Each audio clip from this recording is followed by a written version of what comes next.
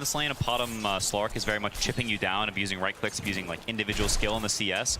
And I can definitely see a world where if Tundra plays as well, suddenly Sanking's low HP, can't come up to the wave. Is essentially, oh my goodness. Ooh, that was a lot of damage. Skeeter actually getting super low. That's it. Amar picks up the first blood. Wow, that was a crucial mistake from Skeeter, staying up a little bit too long while Sanking's getting the pull off, feeds that kill away. Now suddenly Amar, it's pretty hard for this Tusk to go top, but now Morphling, he's getting a little bit low. Maybe Visage gets a 6 faster. Maybe suddenly Tusk, comes up here and tears the game open. I mean, talking about that, you're getting doubled up on Morphling. It's pretty bad. Another burrow strike fight. Yeah, Sandstorm doing some work. Snake King's going to hop out of it to be able to finish off Taiga. Should be no problems there. And you can see the strength of the Slark is building up now against this Sand King. He has no options here. He's going to be blocked up. He does manage to pick up the bounty rune, yes, but it's all but inevitable. He's going to go for the burrow strike, perhaps to the other side of the cliff, but he gets hit by the snowball first before he could get the jump away. 2 kills in the bottom lane for Tundra, making up a bit for that first blood. That's better line supports with heals and nukes. The upside is once your cores come online, OG supports come online as well. That's why they're trying to get this blink on Amar. He's going to do some ancient Got the farming. epicenter. He's going to throw it out here. He's going to do some ancient farming right in the nose of Tundra, apparently, while Taiga is going to be chased down by 9 here. No hope to be able to save him. Amar popping the healing salve underneath this Sandstorm, while the rest of Tundra trying to get the last hits. Got a sentry, it seems. Nice trying to hold the aggro out of the Sandstorm here. Oh. Got them both. Very nicely played, and he gets a little bit of damage. There it is. Now they see him. Oh, the pounce barely off the mark. And Bro strikes over the side, and now BCM is here to be able to help him out. Amar just on the sliver of HP, but they can't quite see him. They're going to be able to kill Skeeter as well. BCM to the rescue, and now 9 may be the 3rd pickup as OG. Oh, beautiful shards. BZ Too much, waste some time. Now suddenly their economy gets hurt a lot, and OG, starts to creep back a little bit. I mean, this is the Slark defusal. We're on a level 7. Amar's just channeling. Yeah, he's... Ooh, okay. Snowball, they're going to go for Misha here. Amar still trying to set up. Good save from Taiga. The Crystal Maid's still eventually going to die. And look at that. Zoxa gets a really nice toss back onto the Oracle as well. Taiga does what he can, but ultimately he's just going to be throwing damage around before he eventually dies and gives another stack over to Skeeter. Man, the amount of pump fakes from Amar. I thought he knew that smoke was coming. I was like, Yeah, oh my, seriously. how does he know? But I think they were just, again, Up there. Breaking a bit of the smoke. OG. I know they've been spotted, but yeah, they're still going to go for that mid tower regardless. It's low. There's a glyph here. Free pick off on Misha, but there's going to be the jump in from BCM. He's getting caught by the birds, perhaps. The Morphling cut in. Needed to go for Snake. He gets burned out of all this mana. They land the pounce there as well. And 33 is full health. Here comes the epicenter. And Misha with a great ultimate as well. The arrow! It stops the epicenter. No chance for Amar. A toss back from Zoxa. What a hit with the avalanche shots combination, bringing everybody low. And Tundra just kind of clean through the OG heroes. Oh man, what an arrow to stop that epicenter. So much damage negated in the fight. OG cannot clean it up. I'm not sure they were going to be close with that Wraith Pack down and put already on this Visage, but absolute disaster. BZM just getting his mana burned on the jump too. He just, hey guys, check around the area. Get some freebies. Yeah, I mean, they get these wards, but I think OG not that unhappy with the way the map is being split right now. You see them run all the way down bottom, Tundra reacts, and OG's already up in top lane buying some time. Like, the gold lead, since they got the Aegis, not really changed very much. Misha, that was rather bold. Anything for that extra frostbite, I guess. You just walked in melee range to the birds on that one, and Tundra's like, okay, we are already planning on pressuring some more. Ooh, Amar? Zoxa really trying to force this by going behind. It does set up Amar for the opportunity. The epicenter for the avalanche actually went out there, installed things out, and with the Morphling already dead, there goes all your damage. Tundra, they're just way too big. I mean, where's your damage going to come from? You already have full Wraith Pack type on this Visager's control, and like we saw earlier, they're just farming it up everywhere. I mean, Skeeter's just going into the whole team alone. Finds an opening here. Taiga not going to be hit by the arrow, but still hit by that extra pounce. He's going to have a little bit of help here. Does, of course, have the Aegis, so it's perfectly fine for Skeeter to be super aggressive here. After all, he's setting up the rest of the team to come in from behind. Nice block in there with the shards. It's going to set up an arrow. That's going to land onto Taiga. They're going to leave their supports behind. OG full bailing out once again. They do not have the firepower to win team fights. They cannot win 5-on-5. So as soon as Tundra shows up in force, they have to retreat. This is high ground. I mean, he's buying Veil. How many times have we seen Amar buy Veil in his career, This is not the item I think he would ideally like to be buying this deep into the game. But they are just searching for any sort of extra damage at this point. Yeah, you can see your ult. Uh-oh. Oh, up with the punch, the snowball, the arrow coming in as well. The shrink morph is doing its work, but now they've got the pounce, and that's going to be good enough. Misha, freezing field, but he just dies too damn quickly. BCM is going to be locked down. Amar goes through, hits the pro strike, only onto one. They're focusing on 33, but he is super tanky, and Skeeter is completely uncontested. One by one, he will just knock down these heroes, take away their agility, and that is it. OG. Well, GG out. This was no contest. Tundra, 26 highlight. Yeah, it was crazy. It was super right for the game. Definitely going to be a very different change of pace. I'm also curious about this mid matchup. The panel discussed a little bit the Spear Breaker versus the Primal Beast. This matchup's very weird, right? Because you're, as I say that, and already off to a different pace. That Timbersaw lane getting damage done between the heavy nuke damage. Snaking pays the price with level 1's Level of terror. I agree. You gonna arrow Timbersaw under his tower and dive him? It might be a different story. So it looks like OG, CS-wise, pretty happy with all their lanes. The Phantom Lancer, who's bottom of the bunch, really isn't that far behind. Seems like mid lane's going very well, which is a little surprising to me. Taiga is going to be able to pick up the kill on Snaking again here, as he just does not seem to match up well against this 4 Oracle. Misha getting a little bit low, but so is 33. Yuragi gunning for it. Does have one more Phantom Rush, and that final swing will get the kill. A big one to be able to take down 33's Visage. Already setting him behind in laning phase. 3 OG cores pushing the top here of CS and net worth. Very different start from last game. I think this is what they wanted to have happen last game, where that early magic damage draft can come in. This time, I think their draft's a lot more well-rounded, and they're having a way better early game. Should bode very well for them. That was not how I charge beat Spear Breaker charge. That was not how I thought that interaction was going to go, and it makes me question, like, besides the planar pocket, like, if the charge is... Misha is going to get a bit low here, enough to push him back. Here comes the actual charge. First big rotation, the actual charge coming in from 9. They're going to start throwing some damage into Yuragi. They managed to force him to use the Doppelganger early, which means this charge is going to be beautifully placed. Misha interrupt, but they can't quite stop it. 9 still gets off his ultimate and will be able to get the kill on BZM. BZM is now here, and he just grabs up Saksa, slams his head into the pavement, and bye-bye support.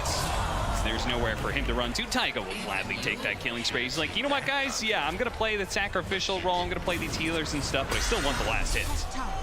This right here is not what you want to see. Yeah. Lifestealer has been kicked out of his lane, and that is a worry. If you're ever on the team with Lifestealer and he's getting forced to leave. BCM protecting Taiga, and the setup here. Taiga secures the kill with the Purifying Flames. Dominating streak for him. Yeah, I mean, sort of the flip script from last game. You start to worry about Tundra's damage a little bit. Suddenly, the Shaker, Spear Breaker, Nakes together. Level 3 Potom. You're looking at, you know, a Timbersaw and a Primal with an Oracle behind them. You're wondering, I wonder if they're going to be able to kill these heroes as time progresses. I don't see Amar ever dying in this game. What is actually going to kill this guy? The Visage can't do much to him. The other heroes you said not doing much. Are they going to get a fast Vessel in this game? I don't even think they're going to get a fast Urn. I mean, this guy's going to be invincible. And oh, he's begging for a badge. Okay, they do manage to get it off of the Fisher. Skeeter is joining in here. I mean, they got to do something a little bit funky here because, as you said, this game is not setting up well. So apparently all the cores are going to come into this mid area and try and chase down BZM with the Uproar. He's got some armor, so he's not the easiest to kill, but he will eventually go down. Just 5 mana off that onslaught, no escape mechanism. That's a huge pickup for them. That is the one core they can try. Skeeter, once again, is going to try and get involved here. As he's going to go infest inside of 9. They're going to try and set this up. 9 actually popping out of that smoke. Taiga's already here as well. They're going to start scouting things behind the tower. They're going to go for Amar, but Taiga is behind him. They need to be able to address this Oracle and kill him quickly. They get that fast kill, and now Amar, let's see if they can chase him down. Saksa was on the other side of things. He's going to need to hit a lot of stuns, and the rest of OG, yeah, they're here. Amar turning around with the Chakra, the Moonlight Shadow, allows them to get on top of BZM. Oh, they didn't have any detection. They didn't expect this one. Even with the arrow coming in, it's not needed. They just bursted down that Primal Beast. Where was all that damage? Is the Lifestealer just pumping out a lot of damage on that Primal Beast? Yeah, apparently so. I mean, I think like Tundra's forced to go there. They're not getting squeezed elsewhere, you know. So he's sitting there and he's not really pressuring much. He's delaying the tower some, sure, but at any point, Tundra has the map sorted themselves. They can make this move there, and it's a bit awkward for OG. Yeah, they're trying to run it back and get the punish without the numbers. Double core commitment for OG. Zoxa trying to intercept. It was good echo, but unfortunately, he just doesn't have the damage. Doesn't have the levels, no aftershock, or just level 1 rather. So he's probably going to get chased down as well, and Snaking just has to fully abandon this bottom lane. OG showing up in force. I think that was the type of skirmish they were looking for, right? It has to connect between Amar and BZM, being those.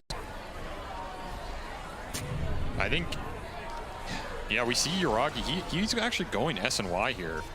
So he's going to build SNY into Heart. That is going to be extremely hard for Tundra to deal with. Meanwhile, BZM, he's just keeping his foot on the pedal here. Yep, trying to go for Zoxa. They do have Skeeter showing up with a charge coming through as well. BZM may be in a bit of trouble here, but Taiga's sitting in the back. He's ready to go with the save of the False Promise. Misha, he's going to use it there. Taiga, Misha turns around. He does what damage he can. False Promise is going to wear out. He probably will die here, but at least he did some damage on his way out. Taiga almost getting charged. They lose vision. Now they get into the charge. Oh, the self-purge. What a beauty. And a big onslaught in from BZM. Knocking back 4.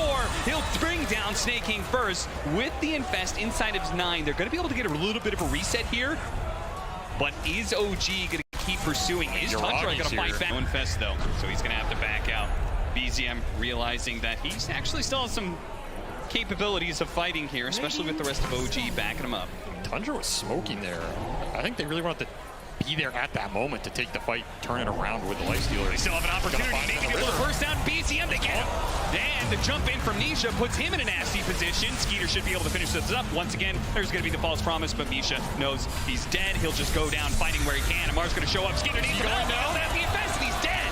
Overextending himself. Echo. Oh, Yuragi has overextended himself. And the Fisher straight over onto Amar was a nice touch there from Zoxa as well. All right, Tundra striking back with this random river. Stopping that channel.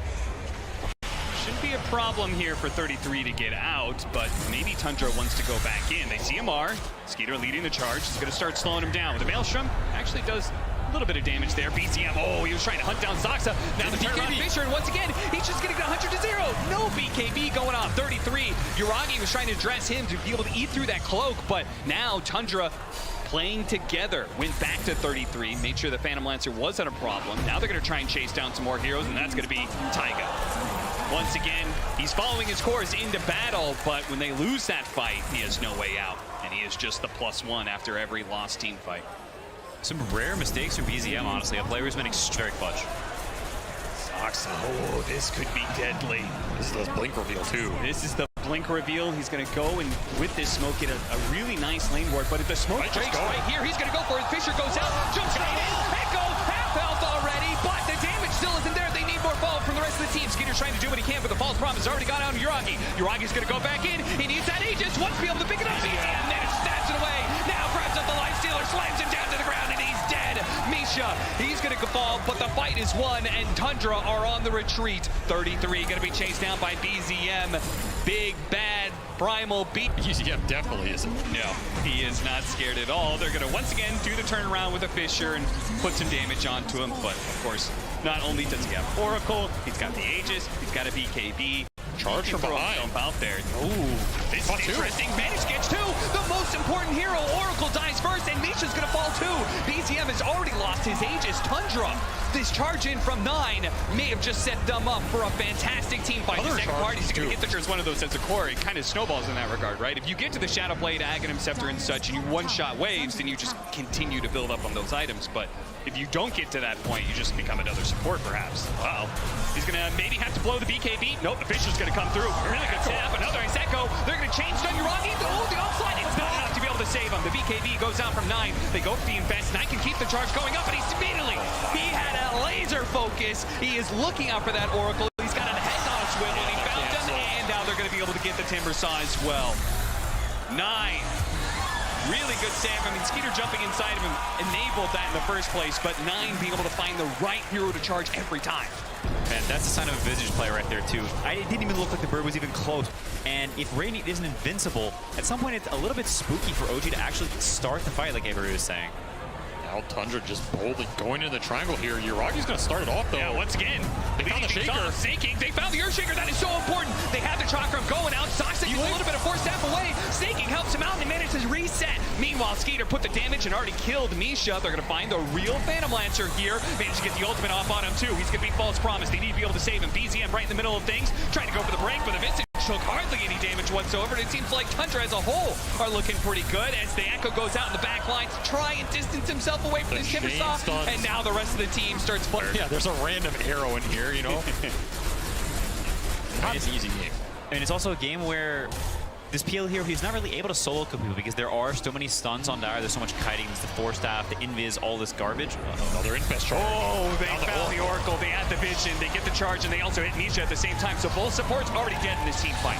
Meanwhile, Yuragi, most of his time was spent being stunned. Visage Familiars and the Visage himself dropping one after the other, completely stalled out any damage. Wise and Tundra looking for the pincer maneuver here. Yes, they are. They found the real Yuragi. Can they get the arrow stun? Not quite. He does manage Doppelganger away to the side. They have the Fisher to stall it up, but at this point... 33 in the back, though. Oh, he is in the back, and he's going to be able to catch. They spotted the Oracle. Their charge is coming through, and he's already dead. BCM, meanwhile, does manage to grab 33. They've broken him and managed to get through his cloak, but he dropped down into stone form, so he's good. And Skeeter now comes in with a cleanup. A charge on through. Bumping BZM. Gets a bash as well. He's done. Slammed on the Yuragi, and that is it. Triple pickup for Skeeter. Ultra kill in the end. And now it's time to go high ground. Tundra. A serious lead here. You don't necessarily need to do this. But PL has to buy back hero. It would be a disaster for OG's item progression. Let's see if they can hold. The double Chakrams doing so much damage. This buyout of the Aghanim Scepter. It may just be what bails out OG, or maybe Tundra gets beat up. Misha gets on top. The Visage is dead. He doesn't manage to get up the stone fort. They've already cleared through the Aegis as well. 9, he's going to have to jump away. The Shadow Blade back out. Saksa spotted as well. Oh no, Tundra. Now they're not even going to be able to get Elena Barracks off of that. They cleared out the tier 4s. No Infest. He's got an armlet toggle to work with, but he immediately gets grabbed. The charge on through. Denied. He gets canceled by the AoE stun from BZM, and now 9 is going to be in some trouble. Run down by the Phantom Rush. A chance of revenge. A charge away just in time. All eyes then on the Misha Amar duo. See if they can get the combination of the right initiating stun and the damage to follow it up to win a fight for OG. This is a great opportunity if they can get it. The snaking kill, maybe not so much, but the Earthshaker does manage to slip away. Now the charge on through, they couldn't even kill the pot up. Misha is now dead. Amar's looking for something to be able to hunt, but look at Saksa playing the edges here. He's ready to go back in. The charge is controlling up BCM. He's not getting anything off. Now they've got the Fisher. The chain stun onto the Phantom Lancer. Yes, a false promise goes off last second, but is he even going to be able to have the heals? He's got the heart pumping away. He starts to throw some damage over to 9, but it's just pitiful. He's going to get knocked out. The heart regen is not going to be enough, and GG is called. Tundra 2-0 over OG. They've done it again. They set themselves in a position to be able to match